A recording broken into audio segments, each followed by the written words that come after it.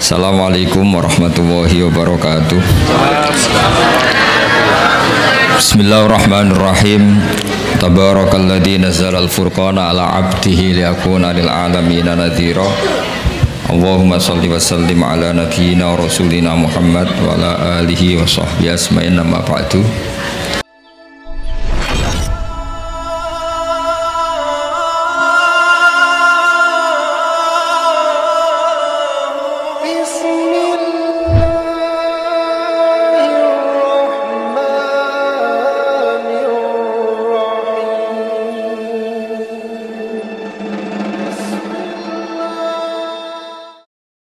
Ya, karena saya bayangkan setelah nanti dunia ini global, yang bisa mengawal Islam itu hanya al-barohin wal hujjah, yaitu logika.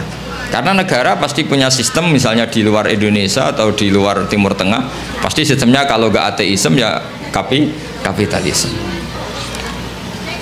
Maka kata Imam Nawawi, Syekh Nawawi, kebanggaan kita, karena beliau orang Banten tapi hidup di Mekah sampai bergelar Sayyidu Ulama'il Hijaz. Itu setiap menafsirkan fa inna hisballahi humul ghalibun, sampean lihat di semua ayat yang di situ diterangkan pasti logika Islam itu menang. Itu diterangkan kata beliau bil hujat wal barohin amma bisaulah fala, katanya kemenangan Islam itu pasti dengan argumentasi ilmiah. Kalau soal kekuasaan itu tidak mesti. Kita tahu Rasulullah pernah kalah di perang Uhud, dan itu Allah dengan enteng ya, dengan santai ngendikan watilkal ayam nudawiluha bainan nas. Kalau perang itu pertarungan fisik antar manusia, sehingga bisa saja Rasulullah yang hak kadang-kadang kalah, yaitu kayak di perang Uhud. Tapi Rasulullah sebagai pembawa kebenaran, yaitu yang sesuai dengan akal sehat, itu ayatnya ja'al haqqu wa zahaqal batil innal batila kana zahuqa. Jadi misalnya ini, saya beri contoh. Zaid sama Umar misalnya, kata Umar 1 tambah 1 itu 2, kata Zaid 3. Mungkin dalam pertarungan yang bilang 2 itu kalah, mati. Tapi dalam logika 1 tambah 1 2 itu akan menang selamanya lama, karena 1 tambah 1 3 itu sesuatu yang batil atau yang mukhal. Fir'aun bisa jadi Tuhan saat dia kuasa. Musa terdesak karena dia seorang raja, semua orang Mesir dipaksa menuhankan Fir'aun. Fir'aun bisa menang. Buktinya beberapa orang yang tidak mengakui Fir'aun Tuhan mati terbunuh. Berarti Fir'aun menang sebagai raja dia, tapi tidak akan menang sebagai logika, karena logika manapun menolak ketuhanan Fir'aun. Makanya ketika Rasulullah diberi kekalahan dalam perang fisik, istilahnya Allah watilkal ayyam nudawiluha bainan nas. Ini pertarungan antar manusia, bukan antar hak dan batil. Kalau antar hak dan batil pasti ja'al haqqu wa zahaqal batil. Kalau barang hak itu ada, pasti yang batil ini hilang. Fa innal batila ma la wujudalah. Yang namanya batil sesuatu yang nggak punya eksistensi. Makanya sebagian Quran mengistilahkan qul ja'al haqqu wa ma yubdi'ul batil wa ma yu'id. Sesuatu yang batil itu bermula saja nggak pernah. Yubdi itu maknanya bermula. Bermula saja tidak pernah, apalagi bereksistensi. Bermula saja tidak pernah. Pernah nggak 1 ditambah 1 jadi 7? Kan enggak kan? Bermula saja enggak, apalagi mempertahankan apa? Eksistensinya. Jadi kira-kira Fir'aun ya tidak pernah Tuhan, Namrud ya tidak pernah Tuhan, begitu juga yang dipertuhankan selain Allah selamanya nggak pernah sebagai Tuhan. Karena apa? Yang dikatakan Tuhan adalah zat yang paling punya pengaruh pada alam raya ini, tentu harus bersifat qadim. Nah, sementara Fir'aun ada tanggal lahirnya, Tuhan-Tuhan yang lain juga ada tanggal lahirnya, bahkan ada tahunnya 2000 berapa gitu. Nah, itu kalau alam raya umurnya 5000 tahun saja sudah bingung Tuhannya, karena dulu alamnya. Sehingga ketika Fir'aun merasa sebagai Tuhan, itu cara mengalahkan Musa itu tidak dengan kekuasaan, tapi dengan argumentasi. Yaitu ketika Fir'aun tanya Musa, lalu kalau kamu punya Tuhan yang lain, Tuhan kamu siapa? Kata Musa, yang menuhani langit bumi, Rabbus samawati wal ard. Fir'aun masih bisa ngeles. Kata Fir'aun, saya sering jalan-jalan, yang dituhankan orang itu saya. Makanya kata Fir'aun, ma'alim tulakum min ilahin ghairi. Setahu saya yang dituhankan itu saya. Soal kemungkinan Tuhan Musa ada di langit, terus dia manggil Haman. Haman itu arsitektur handal. Ya Hamanu bnili sorhal la'alli ablughul asbab as-samawati fa'attali'a ila ilahi Musa. Haman bikinkan piramida yang tinggi supaya saya bisa melihat Tuhannya Fir'aun. Tuhannya siapa? Musa. Andai kan adu argumentasi ini nunggu piramida jadi, maka Musa akan kalah. Karena setelah dilihat pun Tuhan tidak akan pernah kelihatan. Maka Musa gak mau. Kalau pakai logika itu Musa pasti kalah. Tapi Musa pakai logika sederhana yang Fir'aun itu terperanjat dan menjadikan orang sekeliling Fir'aun menjadi mukmin, yaitu dengan logika Rabbukum wa Rabbu abaikumul awwalin, yang menuhani nenek moyang kamu. Itu kaget Fir'aun. Orang-orang juga langsung jadi mukmin, yang meskipun yaktumu imana, menyembunyikan apa? Karena logikanya kalau Fir'aun Tuhan berarti buyutnya tanpa Tuhan. Kan zaman buyutnya Tuhannya belum lahir. Berarti ini ada makhlukun yataqaddamu khaliqan, ada makhluk mendahului Tuhan. Sehingga orang-orang terus mikir, oh, Fir'aun geblek tenan, pangeran udah mbah di buyut. Kalau di mbah di buyut berarti buyutnya tanpa pangeran, karena pangerannya datang terlambat. Ya kan, Fir'aun kan punya bin. Terus sementara dia yang Tuhan, bapaknya enggak Tuhan, mbahnya enggak Tuhan, buyut-buyutnya. Berarti Tuhan, anak cucu tidak Tuhan. Logika itu tidak masuk. Maka kita mulai kecil di musala-musala diajarkan wujud, qidam, baqo. Logikanya gampang saja. Alam raya ini kadung wujud. Kalau kadung wujud, nggak boleh kita punya rumus ini alam yang wujud diciptakan oleh yang tidak wujud. Itu mbok akal paling nggak waras pun. Ini gimana? Suatu yang tidak wujud berperan pada yang wujud. Pasti nggak masuk akal. Makanya kata Ibnu Hajar al-Asqalani, penyarah kitab Bukhari, yaitu disebut kitab apa? Fathul Bari Bisyarhil Bukhari. Itu beliau ngendikan salasun mangkunna fihi wajada halawatal iman. 3 hal ini kalau kamu tahu, kamu merasakan, akan menemukan manisnya iman. Itu kata Syekh Ibnu Hajar al-Asqalani, ngendikannya begini. Wa hadza huwa al-musamma bil iltizat al-aqli. Sama saya ingat. Ini yang dinamakan kenyamanan secara berpikir. Jadi halawatal iman menurut beliau adalah orang yang sampai ke rutbatul iman, ke derajat iman karena kekuatan berpikir. Misalnya begini, kamu bisa tidur gak kira-kira kalau dipaksa oleh satu ideologi yang jadi Tuhan tuh Fir'aun. Dia lahir di bumi, punya bapak, mbah-mbahnya gak Tuhan. Yang mulai Tuhan ya Fir'aun itu. Karena dia Tuhan, maka dia pencipta mbah-mbahnya. Padahal dia datang terlambat. Itu otak kamu paksa nerima itu tuh gak bisa nerima.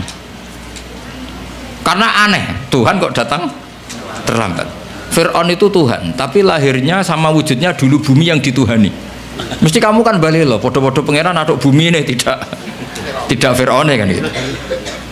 Nah, beda dengan akidah Islam. Akidah Islam itu yang membuat kita bisa tidur nyaman, merasakan halawatal iman, karena alam raya ini diciptakan oleh zat yang lebih dulu ketimbang alam raya ini. Zat ini karena pencipta bersifat super, terus oleh ulama disebut wajibil wujud.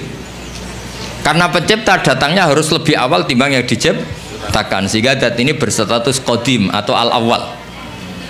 Karena dia pencipta maka dia superior, karena superior tidak terkalahkan, maka zat ini bersifat baqo, wujud, qidam, baqo. Karena zat ini super maka nggak boleh ada kembarannya. Pak Imran saja nggak mau ditandingi apalagi Tuhan. Karena Tuhan itu super, kalau super nggak boleh la syari kalah, harus nggak ada kembarannya, nggak boleh ada 2 matahari kembar, apalagi ini Tuhan, maka bersifat mukhalafatul hadis.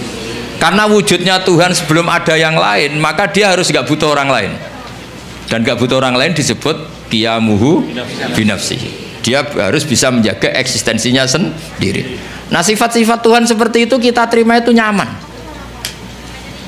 sekali, yaitu aturannya jadi Tuhan harus seperti itu. Wong Tuhan kok kalau makan pecel murus, itu kan bingung kan. Misalnya Fir'aun kira-kira kebanyakan pecel Madiun, daerahnya Pak Imran itu ya mules. Kalau mules diobati, kalau diobati terus sembuh. Wah, tadi Tuhan lemes sekarang sudah sembuh. Bingung kan kita punya Tuhan seperti itu. Bingung nggak kira-kira kalau punya Terus kalau ada orang masalah, jangan sekarang lapornya, Tuhan masih tidur. Pusing nggak? Punya Tuhan masih, semua masalah di cancel karena Tuhan baru sakit.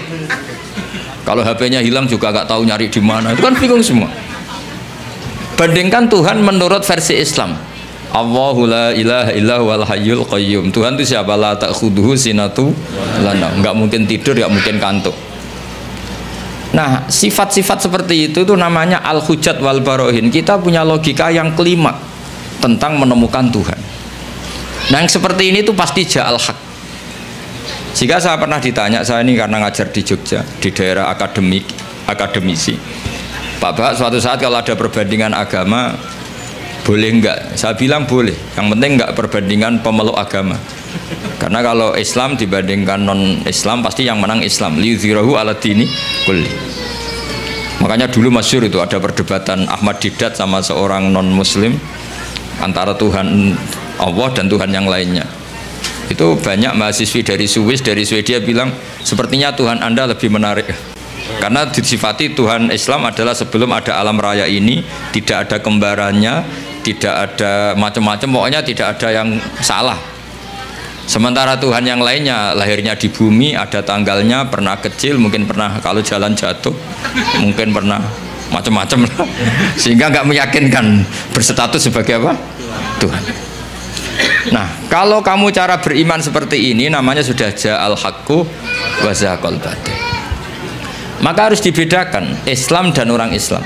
Kalau orang Islam mungkin di daerah yang mayoritas Muslim copetnya juga Muslim, nanti koruptornya juga Muslim, sehingga nggak bisa dibanggakan Muslimnya. Tapi kalau Islamnya selalu bisa dibanggakan. Makanya saya bilang kalau ada perbandingan agama itu ya Islamnya, jangan orangnya.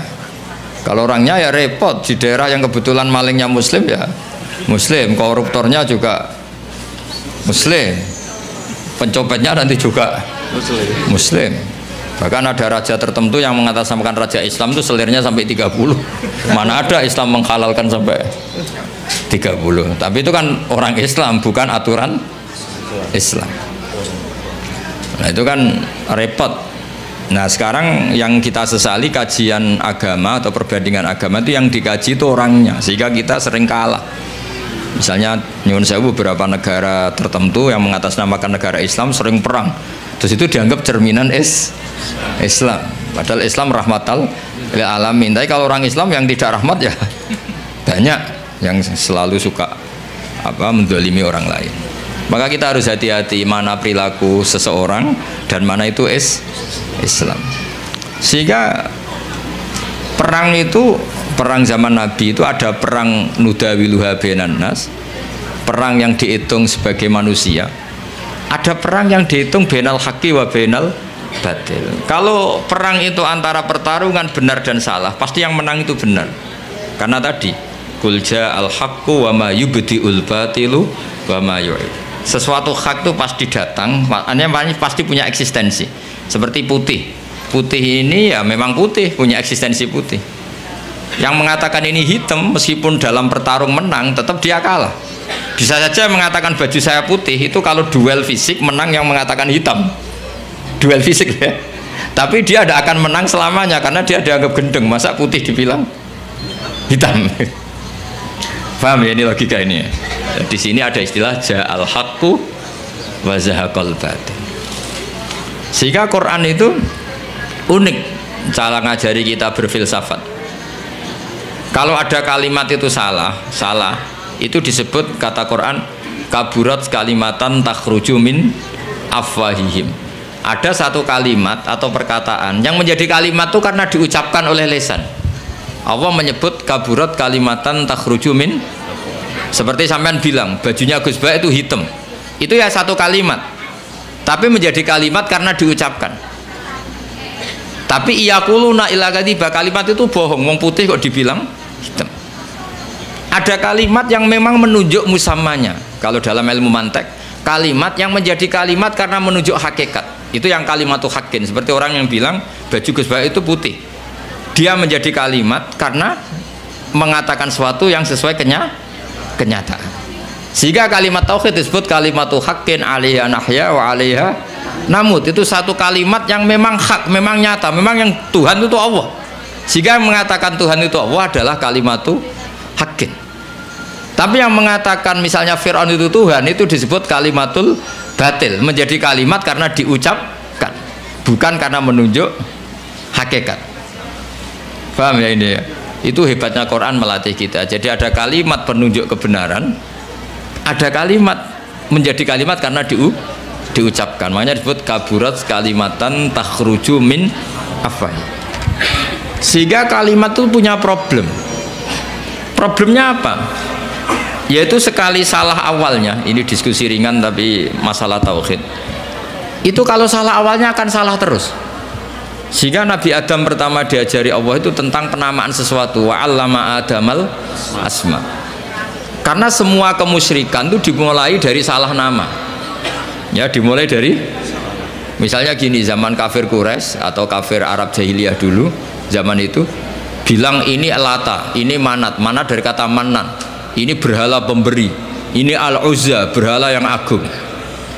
Coba kalau dari awal dibahasakan hakikat, oh ini batu Ponorogo ini, pemahatnya Pak Imron, dulu dijual ke sini itu kredit. Itu nggak ada sakralnya sama sekali. Karena menjadi sakral atau disakralkan karena inhiya illa asmaun samaitumuha antum wa abaukum, karena kamu salah memberi nama maka ini mendapat posisi. Jadi ini dikatakan Al-Manan pemberi, Al-Manat, Al-Uzza yang agung. Coba kalau dari awal berhala itu dikatakan apa? Wah ini batu pahatannya siapa ya, harganya berapa ya? Kan sudah ada kepikiran menuhankan. Terus ketahanannya sampai kapan ya kalau sering kena hujan, kena panas? Wah itu kan nggak keren sama sekali. Tapi gara-gara salah nama, awas tuh nak mbok pisoi kualat. Kalau tidak kamu mandikan kualat, kalau tidak kamu sembah kualat. Terus ada teror-teror ini, terus akan-akan ini Tuhan. Maka semua kesalahan manusia itu dimulai dari salah memberi nama. Makanya Mbah Mun tuh gak suka kalau ada nama salah itu. Termasuk beliau ngeritik wong Jawa nak digawe jenenge ewoh. Ewoh itu kan ribet. Mulane akhirnya ribet tenan wong darane apa? Darane apa? Ewoh. Ewoh itu maknane repot. Makanya ulama dulu itu kalau guyon itu mau lucu-lucunan tok. Imam Syafi'i itu pernah dikasih tahu orang yang tadi nyucup jenengan, yang sama jenengan dohirnya takdim, itu setelah keluar dari jenengan ngerasani jenengan, berarti dia munafik. Tapi jawab Imam Syafi'i itu lucu, enggak apa-apa. Kenapa? Berarti saya wibawa, ngomong di depan saya agak berani gitu. Jadi dianggap enteng saja. Jadi, itu Imam Syafi'i. Diceritain itu sekian orang tetangga kamu itu gak seneng kamu, itu gimana kamu Imam Syafi'i? Baguslah kalau gak seneng saya. Kenapa? Oh nak seneng malah utang katanya. Masyhur itu makalah Imam Syafi'i. Waman asa ilaika faqat atlaqaka. Orang yang berburuk sama kamu itu artinya membebaskan kamu. Coba orang yang gak seneng kamu pernah gak pinjam mobil? Gak pernah kan? Utang duit? Gak pernah. Justru yang seneng-seneng itu yang tuh kadang-kadang pinjem. Jadi Imam Syafi'i itu nanggapi dunia itu enteng saja, karena dia tahu bahasa yang benar itu tahu. Jadi enteng. Ulama dulu itu gampang. Ada seorang ulama dulu dia kaya, temannya banyak, ketika miskin jadi tukang panggul pasar, temannya tidak ada yang main ke situ. Diprovokasi sama temannya, sudah kamu miskin nggak ada yang jenguk, berarti kamu dilupakan teman-teman kamu. Jawabnya apa? Baguslah kalau teman saya lupa saya. Kenapa? Kalau mereka ingat terus melihat saya jadi tukang panggul pasar, betapa malunya saya. Baguslah kalau lupa, jadi miskin saya nggak jadi tontonan. Jadi ulama dulu tuh segampang itu. Karena ilmunya banyak, jadinya melihat fakta itu gampang saja. Ada pembantunya Abu Yazid Al-Bustami itu dikasih uang kira-kira mungkin ya 20 real itu, suruh beli daging, ternyata dagingnya harganya 50 real. Ini nggak cukup, daging naik mahal, maka uang ini nggak cukup. Jawabnya Abdul Qasim Al-Junaidi, Abu Yazid arkhisu hubistarki, jadi arkhisu hubitarki, ya bikin murah saja. Loh 20 aja nggak cukup, oh dibikin murah. Ya menjadi mahal karena kamu ingin beli. Kalau nggak ingin beli kan tidak mahal, ya sudah nggak usah beli. Jadi ulama dulu itu enteng sekali. Makanya banyak ulama dulu itu punya istri cerewet, judes tetap jadi wali. Karena kalau istrinya judes itu katanya dia, wah ini tambang pahala. Karena mensabari orang judes itu ibadah. Maka bilang istrinya, monggo teruskan. Nah selama ini kan enggak, kalau istri kita judes kita bilang, wah ini kita lelaki kok dimarahin istri, harga diri kita itu berpikir yang salah. Ini tambang pahala. Tambang apa? Dan kalau judes itu bagus. Kalau rukun malah minta belanja, malah mahal itu. Coba kalau sedang mesra itu mintanya istri apa? Belanja kan? Murah mana? Pas marah sama pas rukun? Biayanya itu. Murah mana? Pas neng-nengan sama pas harmonis? Mahal mana? Mahal pas harmonis. Maka anggap saja gitu, pas neng-nengan alhamdulillah ini jeda. Meskipun dimarahi terus lama-lama jantungan mati. Jadi mau saya cerita, jadi ulama dulu itu gampang sekali. Karena sekali sesuatu itu salah nama, itu bahaya. Makanya pertama Nabi Adam diajari wa 'allama Adamal asma. Maka alhamdulillah kita dari awal mengatakan bumi ini makhluk diciptakan, manusia juga makhluk diciptakan. Sehingga status kita, andikan kita dari awal mengatakan Fir'aun makhluk, Nabi Isa juga makhluk, mungkin nggak menuhankan orang yang berstatus makhluk.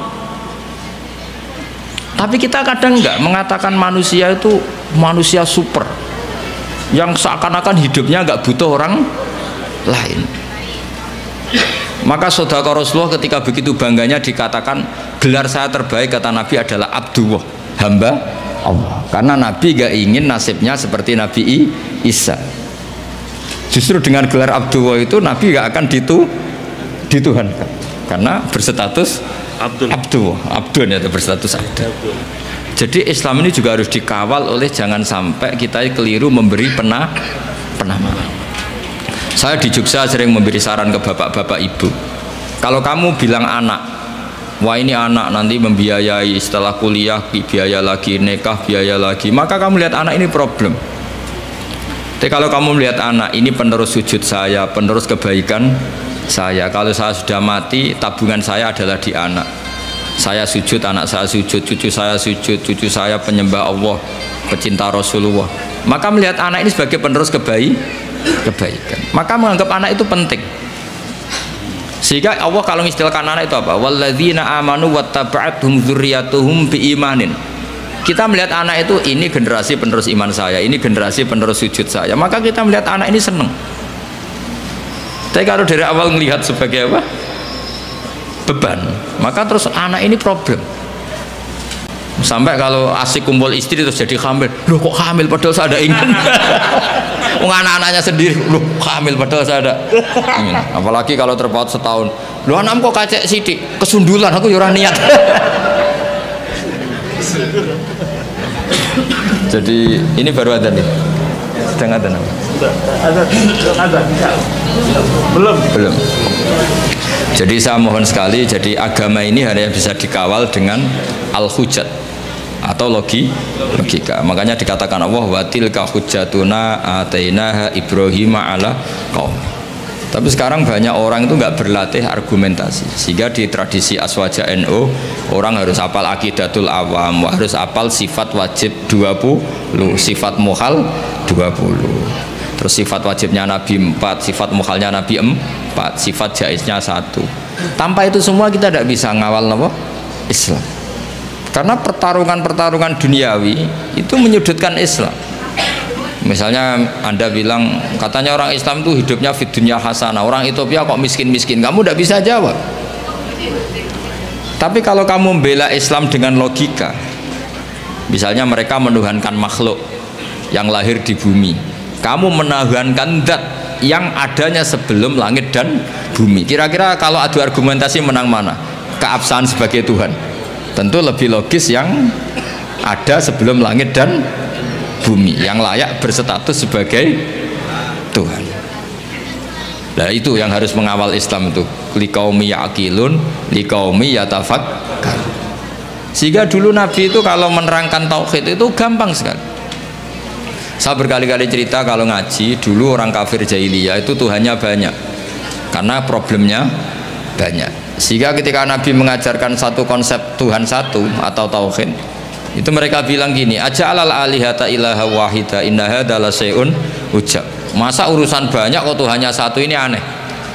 Makanya mereka bilang apa, aja'alal alihata ilaha wahida, masa Tuhan yang banyak menjadi satu, ini aneh. Problem kita banyak, kasus kita banyak, harusnya Tuhannya juga banyak. Terus Nabi secara santai menerangkan, kalau kamu jadi pembantu atau jadi budak terus punya majikan banyak, perintahnya beda-beda, kamu pusing enggak? Wah ya pusing Muhammad, mendingan majikan satu. Terus kanjeng Nabi bilang, inna rabbakum sayyidukum, Tuhan kamu adalah majikan kamu. Kalau Tuhannya banyak merintahkan semua, pusing kamu kan. Ya sudah mat, Tuhannya satu saja.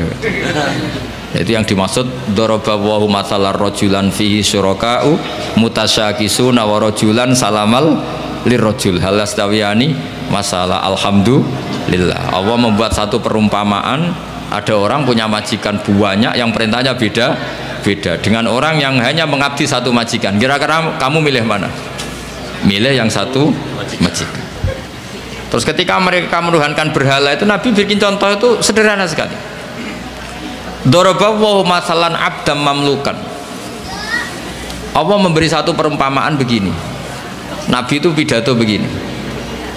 Andaikan ada budak yang buta, sudah buta tuli, kamu mau nggak tak kasih pembantu yang seperti itu? Wah ya nggak mau Muhammad, pembantu kok malah ngerepotin ya. Berarti itu nggak sah jadi pembantu, nggak sah. Lalu jadi pembantu saja nggak sah, kok jadi Tuhan? Yaitu berhala itu kalau potong tangannya terputus ya dibangun lagi, kalau kotor dimandikan. Itu kan Tuhan kok ngerepotin. Jadi abdan itu makanya disebut wator bawa masalah rojulaini ahaduma abkam. Abkam itu nggak bisa ngomong, layak diru ala syai'in, melakukan apa saja nggak bisa. Wahwa kalun ala maulah, adanya hanya merepotkan. Jadi Nabi bikin satu logika, kamu mau nggak punya pembantu yang buta, yang bisu, yang tidak bisa melakukan apa-apa? Wahwa kalun ala maulah, yang adanya hanya merepotkan. Mereka jawab nggak mau Muhammad. Nah sekarang Tuhan kamu yang kamu sembah itu Lata Uzza, itu kan merepotkan. Kalau kotor kamu mandikan, kalau ada yang potong terputus kamu tata lagi. Itu logika. Sehingga terus orang kafir Mekah itu iman itu dengan logika. Itu yang dimaksud lam yakunil ladzina kafaru min ahlil kitabi wal musyrikina munfakkina hatta ta'tiyahumul bayyinah. Orang musyrik selalu dengan logika kemusyrikatan, sehingga datanglah al-bayyinah, logika yang begitu jelas. Itu siapa? Rasulun minallah yatslu suhufam mutahharah. Nah sekarang makanya saya minta sama PCI NU, sama lembaga-lembaga aswaja NU, jangan pernah melupakan kajian tauhid, kitab-kitab yang diajarkan guru-guru kita, yaitu misalnya kitab Aqidatul Awam, karena ini yang mengawal Islam. Saya pernah di PCI NU Korea, itu mereka tauhidnya mantap, melihat ateis itu kayak melihat kebodohan. Orang kok tidak punya Tuhan, dan ceritanya aneh-aneh. Itu kalau ada majikannya yang baik, anak-anak NU yang di sana kerja itu minta fasilitas sholat, itu ditanya sama orang ateis, minta dibeliin berhala enggak, karena aneh. Jadi ada yang sholat itu dilihat dari atas gini, orang Islam kok aneh, sholat kok enggak ada yang disembah. Yang lucu lagi, saya punya teman setengah kaya karena pegawai Garuda, itu pas waktu asar sholat di mall, itu security-nya nelpon polisi, di sini ada ritual teroris, tolong ditangkap. Jadi kalau bilang sholat itu ritual teroris, dianggap muqaddimah. Jadi sholat dianggap muqaddimah sebelum ngebom. Coba ya. Tapi mereka bersemangat menghidupkan Islam. Saya pernah di PCNU Korea, karena apa? Logika zaman dia kecil bahwa Tuhan itu harus wujud dan harus dan Tuhan tuh begini-begini, nggak mungkin alam raya yang wujud ini diciptakan oleh sesuatu yang tidak wujud. Faham? Ateis itu kan super tidak masuk akal. Masa alam raya ini diciptakan oleh ketiadaan? Coba kalau kamu logika, hadhil maujudat khalaqahal adam, sesuatu yang wujud ini penciptanya adalah ketiadaan. Itu kan stres semua itu santri kamu nanti. Ini ajaran apa gitu. Tapi kalau Islam kan mengajarkan hadhil maujudat khalaqaha wajibul wujud. wujud ini diciptakan oleh zat yang super wujud. Kan enak di akal itu enak. Nah kalau sudah enak begitu disebut wajadah halawatal iman. Kamu menemukan nikmatnya iman, atau yang disebut al-iltizat al-akli, kenyamanan cara berpikir. Dan itu hebatnya NU. Makanya NU itu dulu Wali Songo itu mengajarkan itu tidak menguasai negara dulu, tapi menguasai logika. Kalau negara itu bentukan kemudian. Makanya sebelum ada negara Indonesia, Islam sudah mayoritas, karena fa'innal uqula muttarratun ila qabilil haq. Yang namanya akal pasti terpaksa menerima kebenaran. Jadi makanya itu hikmahnya kenapa Kiai NU tidak menjadi ekstremis, tidak menjadi Islam yang keras radikal. Agama itu mudah diterima, karena kebenaran itu mudah diterima, nggak usah paksa. Karena la ikraha fiddin. Kenapa la ikraha? Qad tabayyana rusydu minal ghayy. Mana benar mana salah itu pasti jelas. Ya, saya kira demikian. Assalamualaikum warahmatullahi wabarakatuh.